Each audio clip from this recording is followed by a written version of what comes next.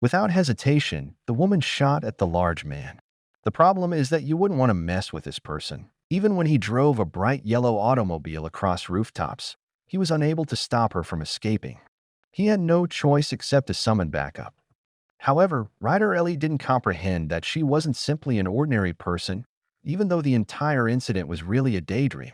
She was a skilled woman. She was capable of throwing knives, running like a pro, jumping great distances, and eliminating anyone who was in her path.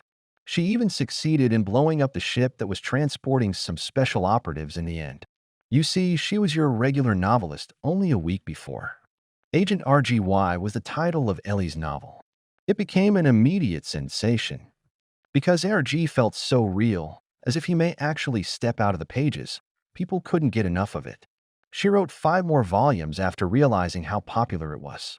Her mother then gave her a video chat call the night of her most recent release. Despite finishing the most recent novel, Mom wasn't pleased with its conclusion. She told Ellie she was traveling over that weekend to work on a suitable ending with her because she felt it was ambiguous and left things open-ended.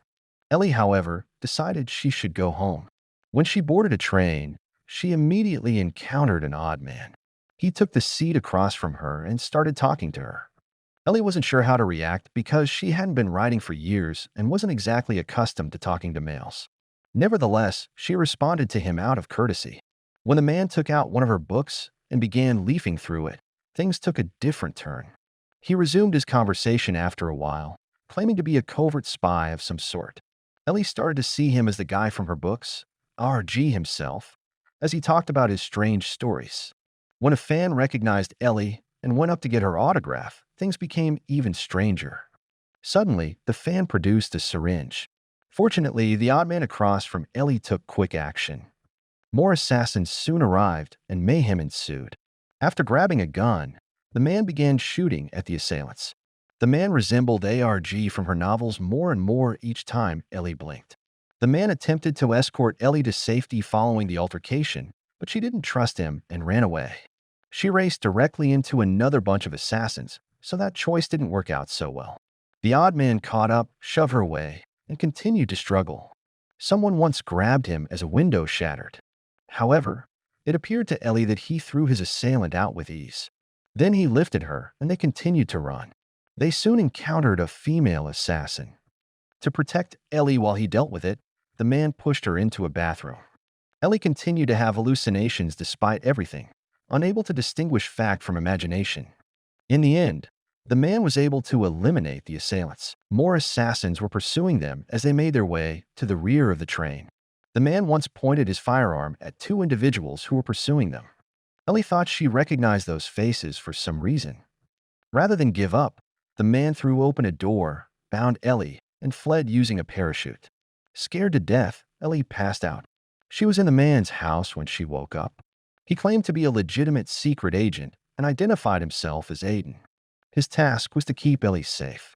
After turning on the television, Aiden played live video of Ellie's home while a gang of assassins was looting it. Ellie seemed understandably alarmed and accused Aiden of being a weirdo. He clarified that Carlos, his supervisor, had set up the surveillance. Carlos, like the villains Ellie had described in her stories, was apparently a rogue CIA agent. Carlos and his boss, Director Ritter, were looking for an important USB device, Aiden clarified. Ellie was targeted because these betrayals and other CIA secrets had been uncannily foreshadowed in her works. Ellie was somehow a prophet, and it was no longer a coincidence. Ellie discovered that the 5th volume of her book was actually happening as Aiden went on. To make matters worse, the CIA had already read it and was aware of what was about to happen. They were so desperate to get Ellie because of this. Fortunately, Aiden had reached her before anyone else. Director Ritter, meanwhile, was furious over his team's failure. He loaded a shotgun in a fit of wrath and threatened to shoot any subordinate who committed another error. In order to find a hacker who had important files on a USB drive, materials that might reveal serious CIA crimes like bombs and election meddling, among other things, Aiden required Ellie's assistance. The hacker had abruptly increased the USB's price before going missing. He was now being pursued by the CIA and Aiden. The twist? The scenario where the hacker was last seen has already been detailed in Ellie's book. However, Aiden had to use her imagination to determine the hacker's next move because Ellie hadn't written the next section yet. Aiden suggested they should travel to London to follow the hacker's trail when Ellie acknowledged she was completely out of ideas and in need of motivation. When they got to London the following morning, Aiden led Ellie to a park where the hacker was allegedly sighted. Ellie began making notes about potential next steps as part of her brainstorming session. Neither of them realized that Ellie's admirers were filming them and sharing them online. Ritter was interested in those vids. Ritter's squad used lip-reading technology to figure out what Ellie and Aiden were talking about and were ready to attack. Ellie said that a phone he left behind might hold the key to locating the hacker if he failed to appear at the prearranged spot. According to her account, Argylle tracked down the hacker by cracking the phone and discovering an encrypted chip. But previously, Aiden had thrown away the actual phone. Ellie, forced to improvise, thought that the encrypted chip was connected to satellites. They might find a hacker by identifying the correct satellite. While Aiden utilized his abilities to hack into a UK satellite data center, Ritter's squad followed Ellie's made-up strategy. Ellie was able to identify the satellite that was nearest to them and deciphered its code, which provided an address. The location was deserted when they got to the address. Nevertheless, Ellie's intuition took over. She found the wall behind a wallpaper was artificial after tearing it off. After discovering a hollow in the floor, Aiden forced it open to reveal a secret safe. Bundles of money, a key, and a diary with anarchist symbols on it were found inside. This was a sign that they were headed in the right direction. As she began to piece together ideas for the next section of the novel, Ellie's creative spark was rekindled. However, they ran across problems before they could rejoice. The building was overrun by assassins. Ellie and Aiden had taken refuge beneath the floorboards, but they were discovered when Ellie's cat let out a loud meow. Aiden had to move quickly and rely on his keen intuition and abilities to finish the task at hand. He had no time to second-guess anything. There was no place for high fives, but all the agents pursuing them were gone.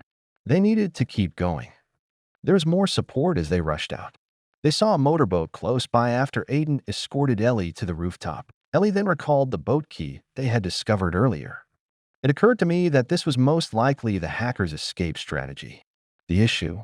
They had no ladder, no ropes, no nothing to aid in their descent. The only thing to do seemed to be to jump. A tarp on the ground below caught Aiden's eye, and he reasoned that it might prevent their fall. Ellie was not at all persuaded. Aiden picked up the cat they had brought and dropped it to test his notion. The cat did indeed land safely. Ellie reluctantly followed Aiden's example, and they were able to get away. Ellie heard Aiden on the phone later that evening while she was staying at a hotel. Red flags were triggered by the fact that the other person was requesting that he bring Ellie to them. Ellie snatched up the cat and ran away in alarm. Ellie contacted her mother, Mary, in a panic, but she was cashless. To meet Ellie, Mary and her husband took a plane to London and reserved a posh hotel. Ellie's mother was there when she got there, and her father arrived soon after. The worst part is that director Ritter was actually Ellie's father. Ellie gave her father the hacker's notebook and told him everything that had transpired over the last 2 days, even though she didn't know who he was. The door flew open as Ritter began to read. With his revolver drawn, Aiden stormed in and captured Ritter. Unfazed, Ritter noted that there would be terrible repercussions if a CIA director's agents were killed.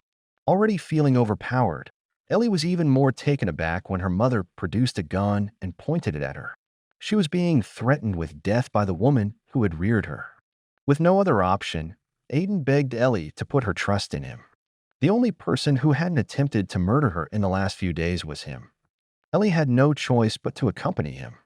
A former CIA director named Alfie was waiting for them when they arrived at a sumptuous chateau in France the following morning. Alfie revealed that Ellie was a CIA agent in addition to being a novelist. The main character in her novel? She was that. Ritter and a psychologist pretending to be her mother had tricked her into writing the novels after she had lost her memory on a mission. The books were an ingenious ruse to get secret information. Ellie's entire world fell apart. She had been living in a false reality. She fled in horror.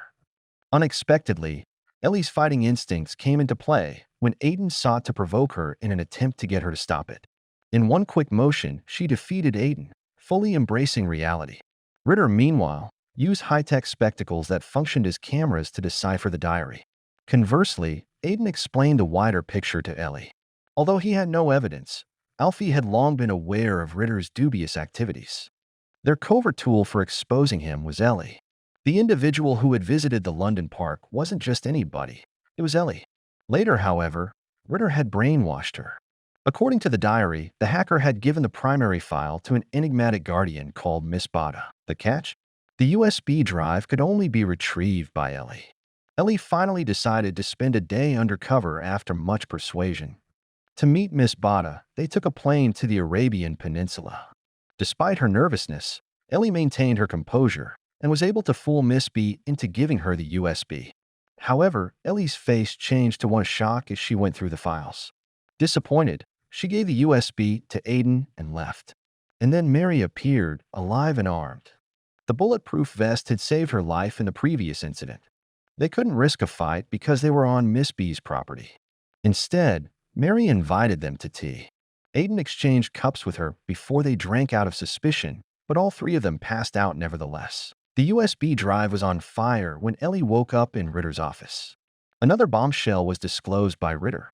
Ellie had been his agent and had been working for him all along. He needed to know where Alfie was now, but Ellie honestly had no idea. Ritter took her to the interrogation room, where Aiden was being tortured, to put pressure on her. Even though Ellie pleaded with Aiden to divulge the information, he refused to comply with Ritter's request for her cooperation. At last, Ellie took a startling action and shot Aiden. She pieced out the location of Alfie's headquarters from the chaos. Aiden wasn't dead when the agents arrived to dispose of his body, which was a horrible surprise. Aiden removed them, demonstrating that Ellie had not betrayed him.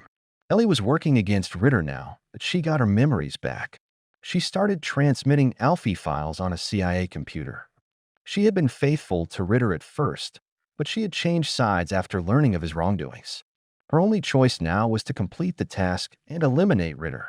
Ellie used her resurrected agent skills to face Ritter and Mary and take them out. Then she went to the armory to see Aiden. Despite the escalating tensions, Ellie was able to win his trust.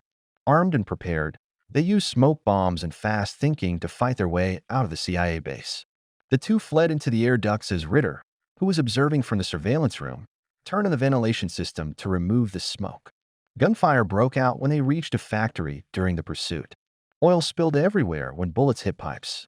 For fear of a disastrous explosion, no one dared to light a fire again. The agents used knives, but Ellie outwitted them and defeated the whole team with a pair of makeshift ice skates. In the hopes of sending the files from there, she and Aiden managed to reach the control room. Ritter's retinal scan was unfortunately necessary for the device to function.